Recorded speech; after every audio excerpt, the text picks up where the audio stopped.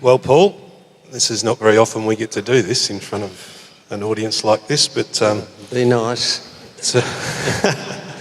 it's a thrill for me. I've been banging on to you for some time to have these sorts of conversations, and you're very reluctant to do it, so I'm grateful to be able to do it. So I'm going to pry into that mind of yours. I'm going to start off with the first question. And Lyle touched on it in an eloquent way. But how was your vision to come about building the jet base, and what was your inspiration?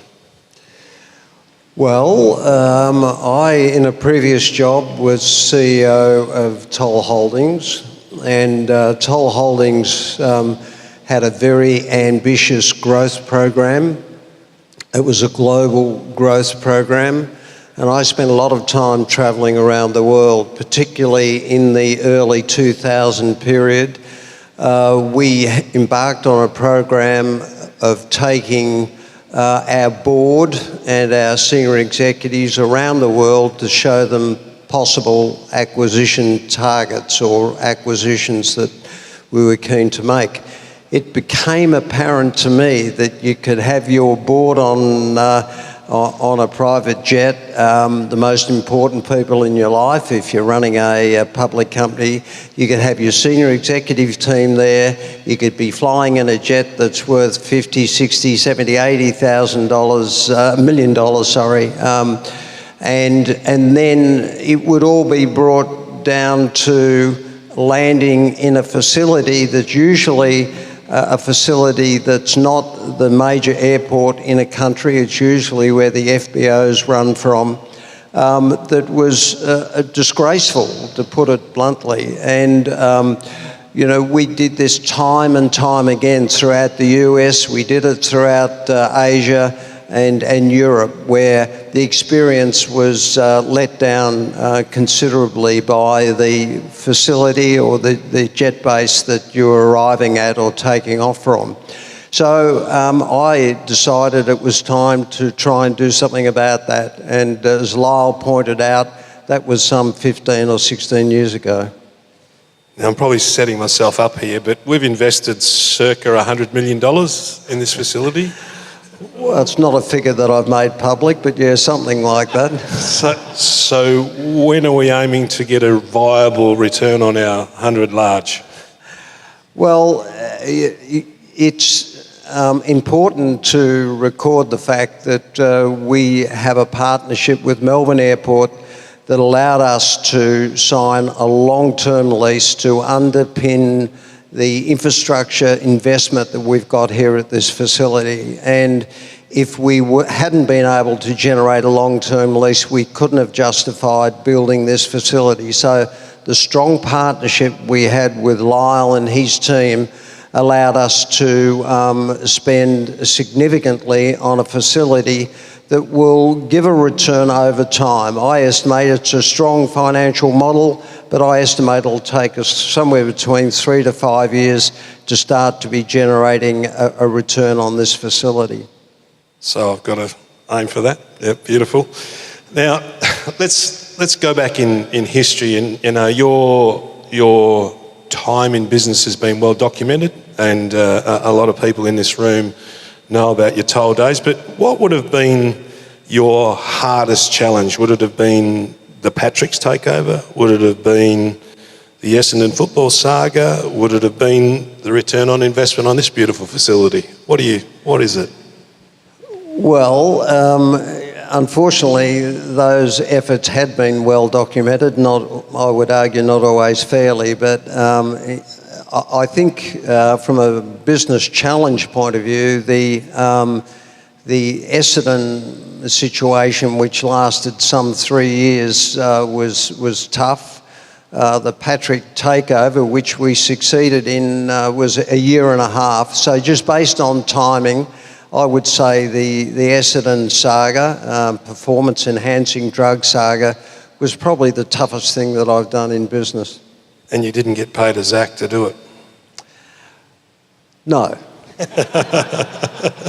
So if you had a time again as chairman of Essendon, would you have changed anything?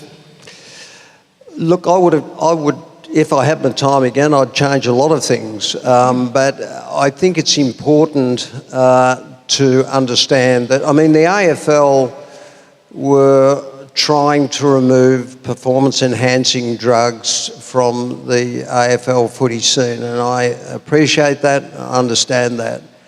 But it's not commonly known and understood that no Essendon player ever failed a drug test, ever. And they were drug tested regularly, sometimes twice a week.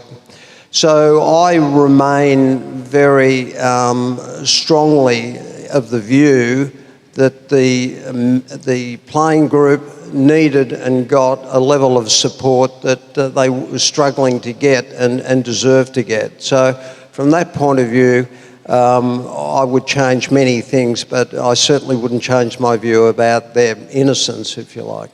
You held very strong, and I must admit we had some interesting conversations in your boardroom about that. So I myself take my hat off to you.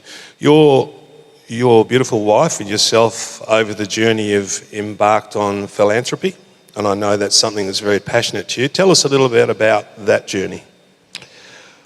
Well, I believe that if you have a level of success in your business life, you are.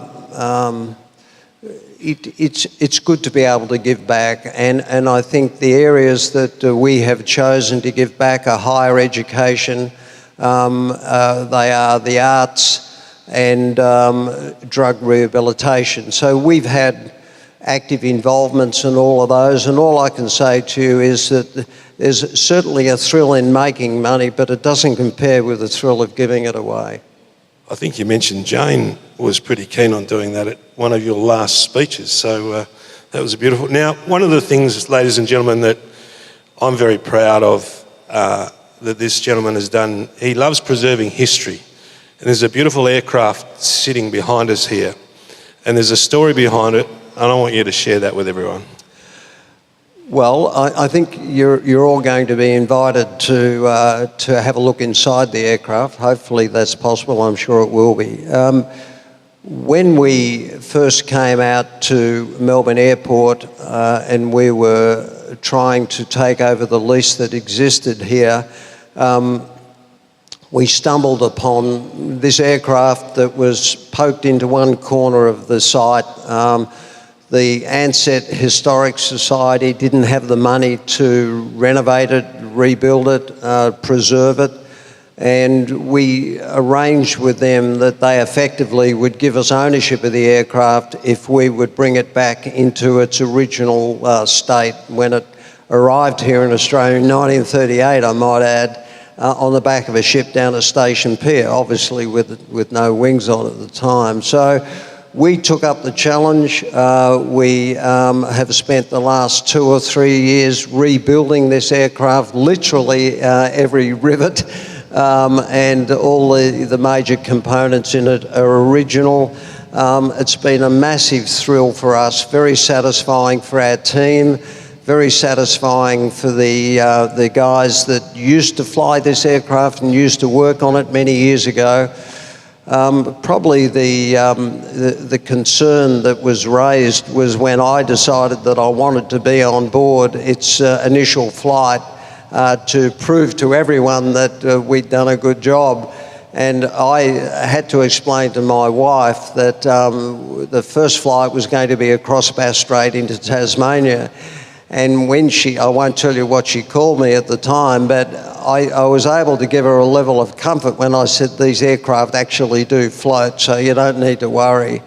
But we flew it into northern Tassie. We had a great day over there. It wasn't a very fast trip. In fact, it was incredibly slow, but it was a lot of fun, and it's just wonderful, I think, to have been able to preserve history, aviation history, in the way we have with Kanana.